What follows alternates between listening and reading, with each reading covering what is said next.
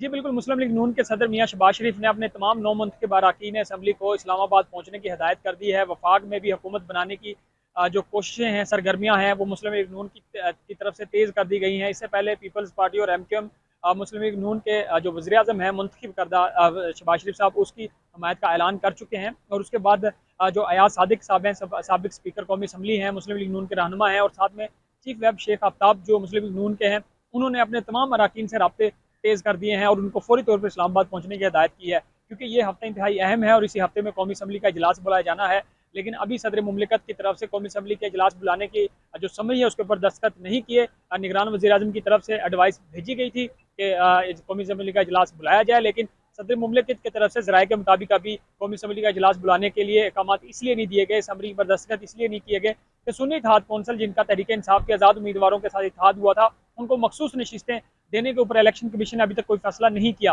पंजाब और दूसरे सूबों में इलेक्शन कमीशन की तरफ से चूंकि ये मखसूस नशिस्तें ना देने का फैसला किया गया था इलेक्शन कमीशन की तरफ से, लेकिन वफाक में अब फैसला होना है कि मखसूस नशिस्तें मिलनी है या नहीं। आज इंतहाई अहम दिन होगा और उसके अलावा अगर ये मखसूस नशिस्तें मिल जाती हैं क्योंकि वफाक में, तो फिर ये कौमी असम्बली का इजलास किसी भी रोज़ 29 फरवरी को मुमकिन तौर पर समझा जा रहा है कि शायद ये इजलास बुला लिया जाए। तो तमाम जो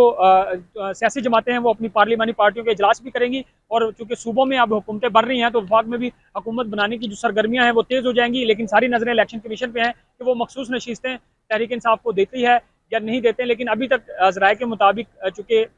बाकी सूबों में अगर मखसूस नशिस्तें नहीं मिली तो तहरीक इंसाफ को वफाक में भी ये मखसूस नशिस्तें मिलती हुई दिखाई नहीं देती, जिनकी जो तादाद है वो 25 है। तो देखना होगा कि इलेक्शन कमीशन वो 25 मखसूस नशिस्तें दूसरी कौन सी सियासी जमातों को अलाट करेगा।